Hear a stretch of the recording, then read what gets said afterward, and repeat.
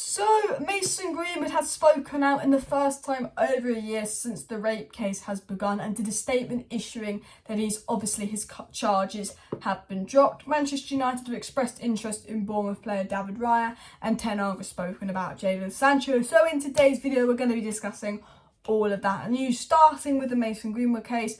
Obviously not a very nice case to talk about, not something we love to talk about on this channel, but it's very fresh, it's very raw. I think no one's expecting yesterday, well, I'm filming this at night, but it'll be released in the morning, that the whole Mason Greenwood situation was going to be dropped. There's a lot of questions over what it might mean and all of that. And Greenwood has spoken out. Manchester United have now released a statement about what's going to happen to Mason Greenwood, which we're going to get into in this video.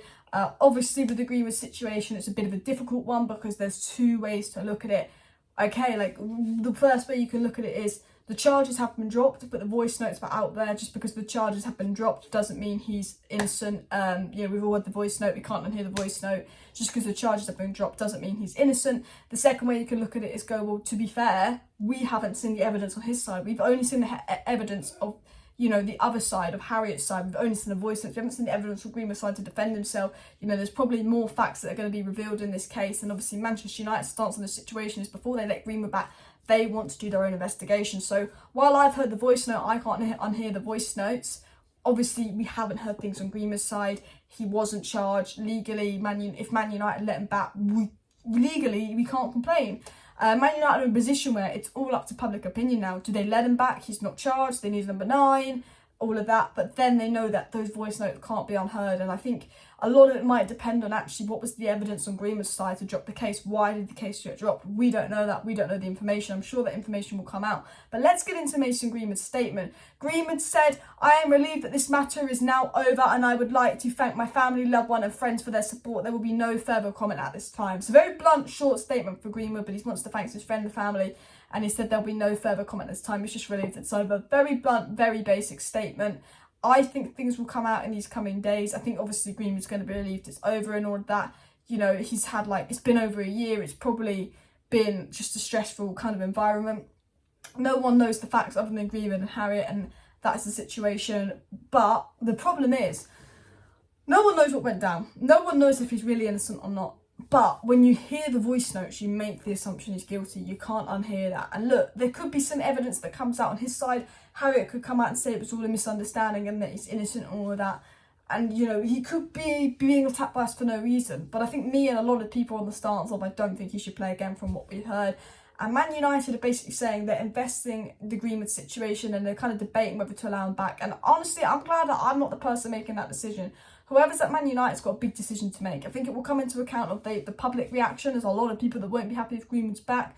I think they're doing their own investigation because they know that obviously just because the case is dropped doesn't mean he's not guilty. They're probably doing their own investigation to see why the case was dropped, see if generally there's a reason they can defend him on that.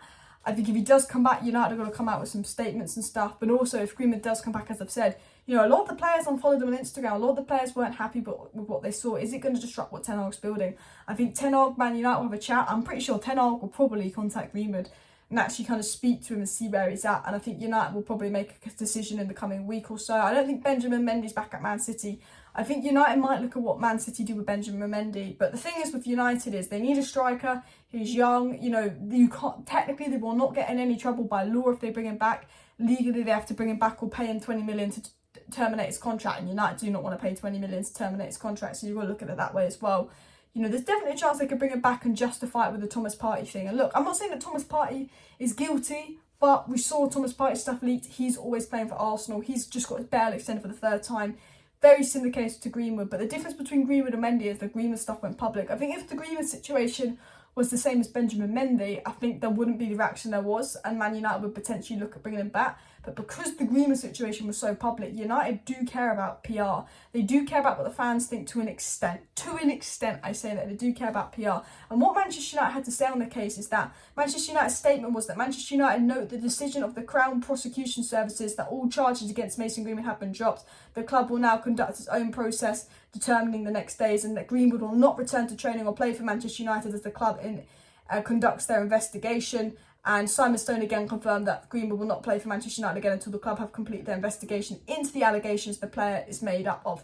So basically, and I should have gotten to that a bit earlier, basically the situation on Mason Greenwood is that United obviously conducted their own investigation before they let him back. And I don't know how long that will be, I don't know how long that will last. The case is dropped, but I think United know, but so public, it's going to be such a reaction if they come back. They probably want to know why the case is dropped. We don't know that inside information of why the case is dropped. We don't know the inside information on Mason Greenwood's defence. And I'm not sticking up for Greenwood here at all. But we all, and I think a lot of us come to the assumption that Greenwood is guilty because we hear that voice note is horrific. And I come to the assumption of that he's guilty, he shouldn't play again. But there could be a situation where there's really good evidence on Greenwood's side, really good witness evidence that this voice note, I don't know, for some reason could have been faked. And that United do some research and realise, oh wait, this is faked. There's potential he could be innocent. There's potential he could be guilty and not charged, which is common. And I think United want to understand the facts. Why was this case dropped? What's the evidence?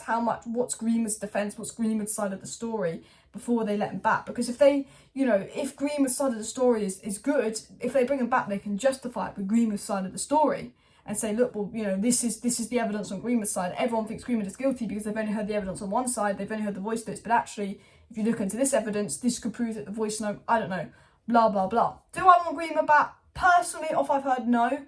But I'm trying to look at this with open eyes of what I've heard. I don't want him back, but there's always potential that, he might not be guilty. But when you hear that voice note, you hear that voice note. That's my thought process. And he's not returning to training people. The club are doing the investigation. I can't tell you how long the investigation will last. Greenwood's leave, it's dropped. Maybe he'll train.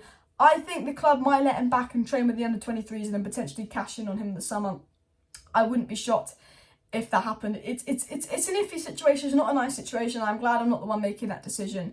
But I think they might kind of copy what Man City doing with Benjamin Mendy, who's a couple of weeks ahead as well. But on a more positive note, let's talk about potential signings. It was confirmed by Samuel Luckhurst that United want a striker, a midfielder and goalkeeper in the summer. The striking options are like Vlahovic, Osimhen, Kane, Sesko, Ivan Toney. The kind of midfield options are obviously like De Jong, Bellingham. It was Enzo Fernandez, but he's gone to Chelsea. A couple other players have been linked to some young players. And then the goalkeeping options we've been linked to mainly Diogo Costa and David Raya. Now, David Raya, with 1 year left on his contract, could be available on the sheet. However, Spurs and Chelsea are also interested. And it seems that Chelsea just fucking get everyone. But it was said that Manchester United and Chelsea are interested in David Raya, the Brentford keeper Raya. But he's obviously turned down his initial contract offer, says The Athletic. So Brentford obviously want to keep Raya. He's turning them down. So United, Chelsea and Spurs are interested. I think United would like to get this guy. I think that, while I like David De Gea, he's taken a half a wage cut. I think he could turn into a second goalkeeper because Ten Hag will want someone that's maybe more progressive and better with their feet, which is understandable. We know that Ten Hag wants a goalkeeper, a centre mid and a striker. And hopefully we'll have new owners in the summer and hopefully it'll be an interesting summer window. It was also said on Jadon Sancho by Ten Hag, because we all love that Jadon Sancho's back. Hopefully he'll ball. Hopefully have like a Rashford redemption where Jadon Sancho picks up some big, good-ass form. But it was also said on Jadon Sancho that Sancho has great ability to contribute to our team. The team is improving. We are playing more in the opposing side of the field. He will have more balls, which give him the best platform to perform. So that's what Ten Hag said on Sancho, is saying that Sancho's got ability to contribute to the team. Now we're playing better the second half of the season, attacking more. It's going to be even better for him.